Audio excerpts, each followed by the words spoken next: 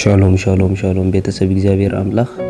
ሰላም ጸጋ ምሕረት ናይ ክርስቶስ ምስ ኩልኩም እዩ ኣነ ሓኹም ሰላሕ ኣዲን የካብ ሲአርጂ ኢንተርናሽናል ቸርች ንጎ ንፍኖ ንዝበለጸ መዓልቲ ዝበለጸ ቃል ንካፈለሉ ፕሮግራምና እዩ ሎም ድማ ነዚ መዓልቲ ዝኸውን ናይ ህይወት ቃል ክንካፈል ኢና ኣብዝናትና ቻነል ሰብስክራይብ ደገበርኩም ሰብስክራይብ ላይክ ናይ ደወል ምልክት ጽቆጡ ንጎ ድማ ክመጸኩም እዩ ኢየሱስ ጎይታ እዩ ሎም ንካፈሎ ቃል በቆጻጽራ አምላኽ ንርእስኻ መቁጻር ዝብል እዩ በቆጻጽራ አምላኽ ንርእስኻ መቁጻር ሪኢኹም ኣሕዋት መጽሓፍ ቅዱስ ካብቲ ሓደ ዝምህረና ኣቆጻጽራና ማለት ኣረኣእያና ኣተሓሳስባና ኣገማምታና ይልውጦ እዩ ናይ እግዚአብሔር ቃል ስለ ዝኾነ መጽሓፍ ቅዱስ ከምቲ አምላኽ ዝቆጽሮ ነገራት ክትቆጽር ይገብረካ ከምቲ አምላኽ ዝርእየካ ንርእስኻ ክትርኢ ይገብረካ ስለዚ ሎሚ ከምቲ እግዚአብሔር ንዓና ዝቆጽረና ንሕና ድማ ከምኡ በትናቱ ኣቆጻጽራ ንርእስና ክንቆጽራ የድልየና ምኽንያቱ ንምንታይ ህይወትና ከምቲ እሱ ዝበሎ ኮይኑ ዘይከይድ እንድሕር ኢልኩምኒ ከምኡ ስለዘይኮንና ኣይኮነን ነገር ግን ከምቲ እሱ ዝቆጽረና ንርእስና ስለዘይንቆጽር እዩ መጽሓፍ ቅዱስ ሮሜ ምዕራፍ 6 ክዛረብ ከሎ ከምዚ ይብል ካብ 8 እቲ ካብ ምውታት ዝተንስአ ክርስቶስ መሊሱ ከምዘይመውት ሞት እውን ኣብኡ ከምዘይመለኽ ፈሊጥና ንሕና ምስ ክርስቶስ ካብ ሞትናስ ምስኡ ድማ ብህይወት ከም እንነብር ንኣምን ኣሎና ማለት ሞቱ ሓንሳእ ንኹሉ ግዜ ካብ ሓጢኣት እዩ ዝሞተ ህይወቱ ግና ንኣምላኽ እዩ ዝነብር ከምኡ ድማ ንስኻትኩም ካብ ሓጢኣት ከም ዝሞትኩም ብክርስቶስ ኢየሱስ ግና ንኣምላኽ ህያውያን ከም ዝኾንኩም ንርእስኹም ቁጸሩ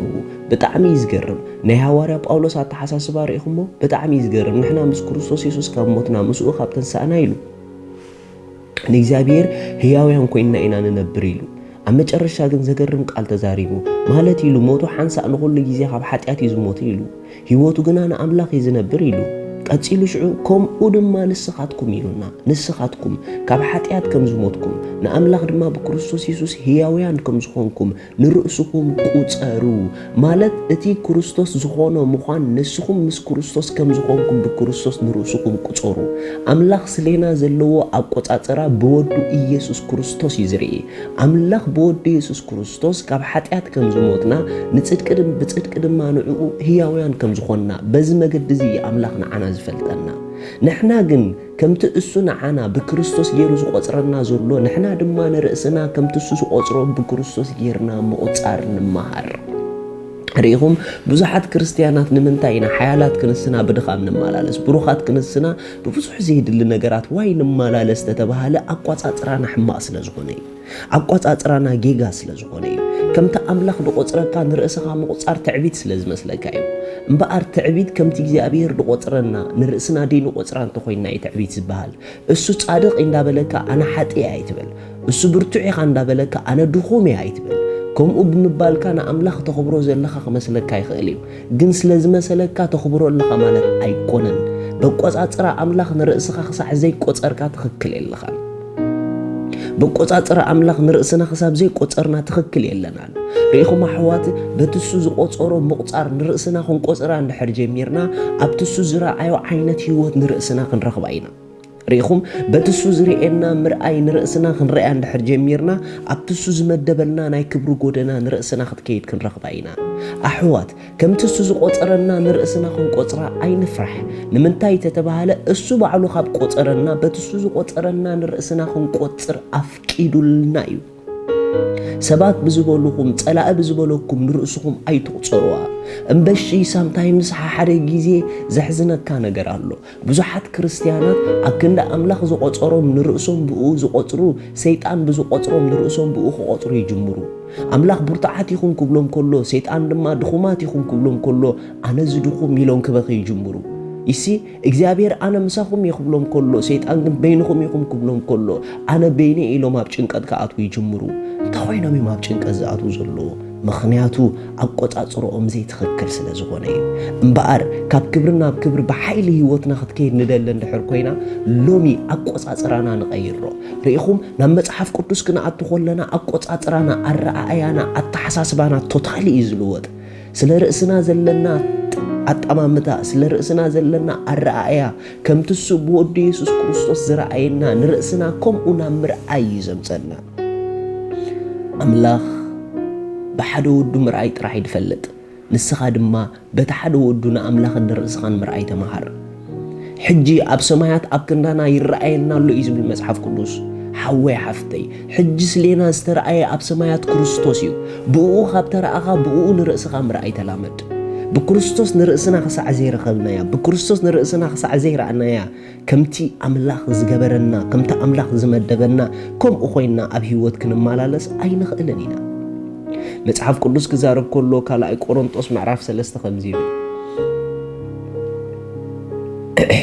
تقص 10:4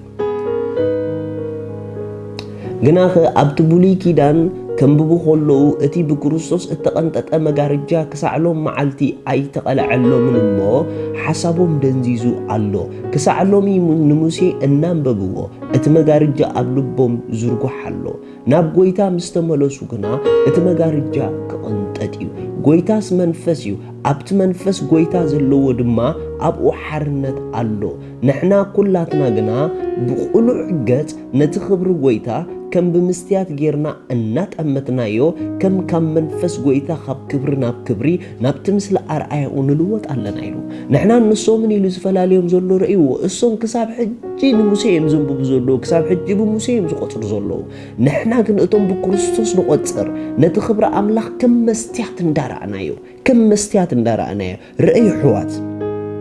نخبر أملاخ كم مستيات ندارعنايو كمتي أمستيات نجزاء رأسها ترخبا نخبر أملاخ بزرع كايوت ما نجزاء رأسها نتحدش فترة نتداقم استولدر يوت كترخبا تجمر كم مستيات أب كبرو نرأسها بخبر اندارعكا كاب كبرنا بكبرنا مثل أرعاي وقت لوت إخات تصويعكا نحنا جن إلو كلاتنا جنا بقولوا عقد نتخبر قويتا كم بمستيات غيرنا النات أمتنايو كم منفس قويتا كاب كبري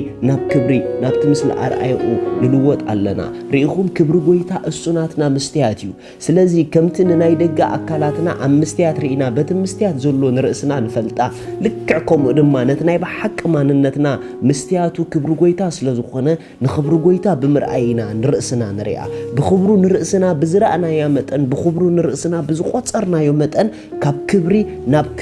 ناب مثل أرأيو كنلوت نجمر حوي حفتي بزي خبرو قويتا نرأسخا مقصار جمرمو شعو نرأسخا أبزقرمنا يكبر عالم كتكيل كتراخ بايخا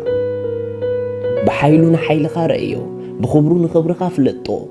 بصدقو نصدق خفلطيو بقدسنو نقدسنا قصري ريخي بؤو تقصيرلكي اما بؤو سخخ ان رأسخ قصريا كابو وصاي اقواصاصرا كله جيغا اما كاب كريستوس وصاي اين قصر بكريستوس انت ان رأسنا قصيرنا يا گن كاب كبرنا بكبري نمسلي ارأيو اندا تلوطنا كنكايدينا اقواصاصرانا نصبقو اكايدانا كريلنا املاح سماي كلكم باركم እግዚአብሔር ምስኩልኩም እዩ ሎሚ نزناي كبر هيوت بحق خطأتو تدلي سبات تدا اللهم كونكم حنت تصولوت يتدليكم نقويتا لبخم مهابيست ليكم نقويتا لبخم كتبو دوصونكم سبات لو مزا تصولوت زي أتسأليو مكنياتو زا تصولوت أكداسيتيا إكزابي رابو سلود خايسوس كريستوس يمسكنك اللخو يأمن اللخو إيسوس كريستوس سلا حتياتي كم دتسقلا عدا حتياتي كلو كفيلو كم زفتسمو